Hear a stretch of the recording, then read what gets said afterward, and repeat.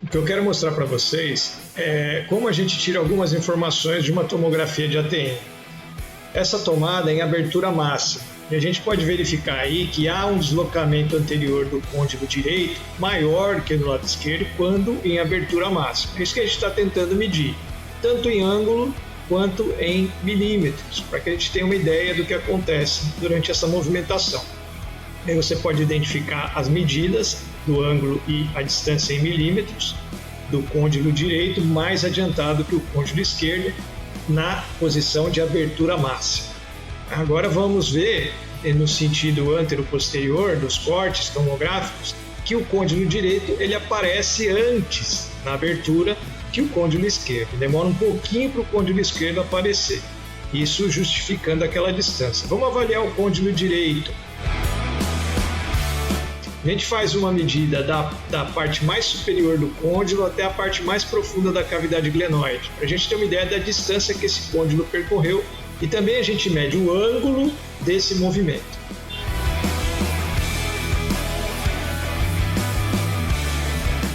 Do lado esquerdo agora, a mesma coisa.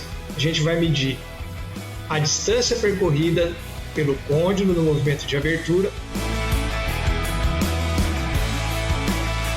e o ângulo desse movimento de abertura. E a gente pode notar aqui uma diferença bastante grande, tanto na distância percorrida, quanto no ângulo de execução desse movimento de protrusão, de abertura máxima. E aqui a gente consegue comparar, do lado direito e do lado esquerdo, as diferenças anatômicas da eminência articular, e também a gente já pode imaginar o que acontece a nível muscular de um lado trabalhando completamente diferente do outro lado. Isso acarreta, sem dúvida, diferenças de atividade muscular nos diversos grupos musculares que participam desse movimento de abertura máxima.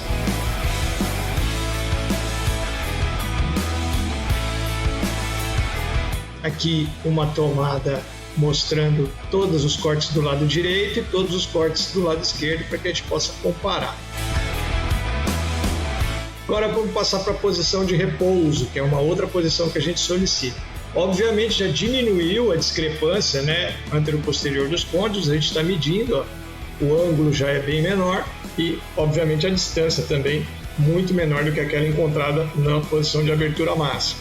Fazendo uma comparação, para que a gente tenha ideia de que na abertura máxima o côndilo se deslocou muito para frente, o que não aconteceu em repouso. Aí agora vamos avaliar o côndilo do lado direito na posição de repouso.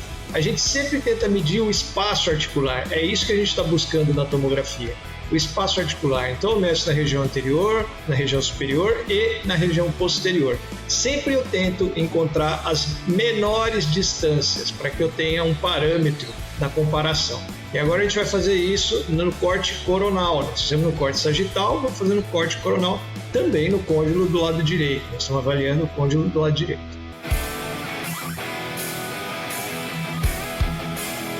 Agora a gente vai passar para o côndilo do lado esquerdo e a gente executa as mesmas mensurações na região anterior, na região superior do côndilo e na região posterior.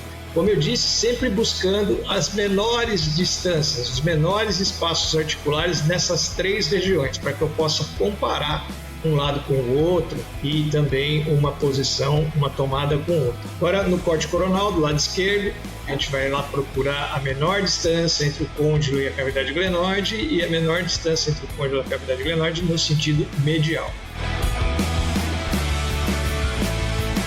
Aqui a gente compara o lado direito e o lado esquerdo do paciente na posição de repouso e a gente consegue evidenciar que o espaço articular é maior do lado esquerdo, tanto na região anterior, quanto na superior, quanto na posterior. E também quando a gente passa para o corte coronal, a gente evidencia que o espaço articular é maior na posição de repouso do lado esquerdo, tanto na distância entre o côndilo e a cavidade glenoide na posição superior, quanto na distância entre o côndilo e a cavidade glenoide na posição medial. Isso fica evidente aí com as setinhas indicando sempre do lado esquerdo maior espaço articular.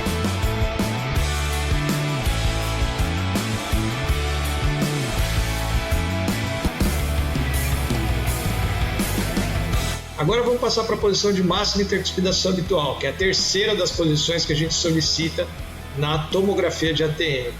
Aí a gente vai medir aquele ângulo para confirmar se há uma grande diferença e a gente acaba encontrando um ângulo muito semelhante, ou o mesmo ângulo, na verdade, comparando com a posição de repouso, o que nos mostra que não há uma variação antero-posterior muito grande de uma posição para outra, de repouso para MH. É o que a gente pode constatar aí nessa imagem.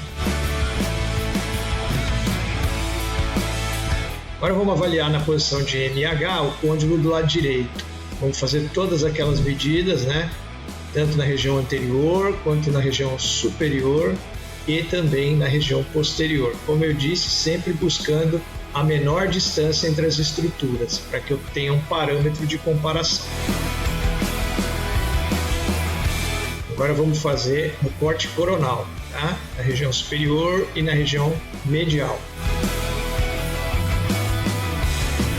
Ainda no côndilo do lado direito.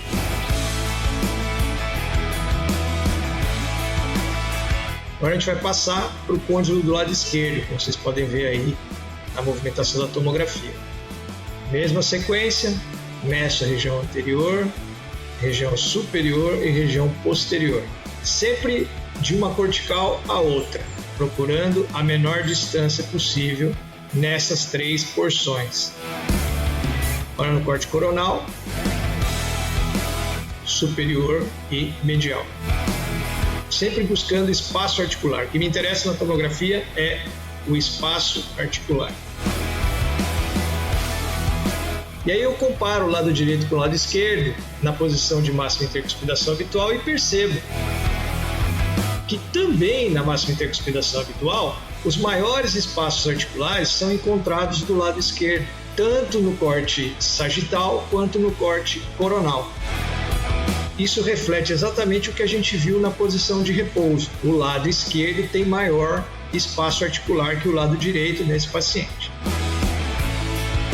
Quando eu faço uma comparação entre o repouso, da posição de repouso para a máxima intercuspidação habitual, o que eu enxergo? Eu enxergo o que a oclusão do paciente faz com a posição condilar. E eu percebo que do lado direito, né, é o que a gente está avaliando aqui, no corte sagital, o espaço articular anterior aumentou quando ele fez máxima intercuspidação e os outros dois espaços diminuíram. O que me sugere que esse côndilo do lado direito foi para trás e um pouco para cima. E quando eu avalio o corte coronal, eu percebo que o côndilo foi para o lado esquerdo do paciente.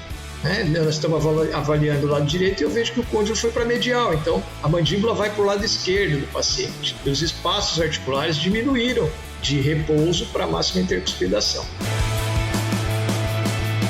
Quando eu observo o côndilo do lado esquerdo com aumento do espaço anterior e diminuição do espaço superior e posterior, eu também concluo que o côndilo se movimentou para trás e para cima, a exemplo do que aconteceu com o côndilo do lado direito.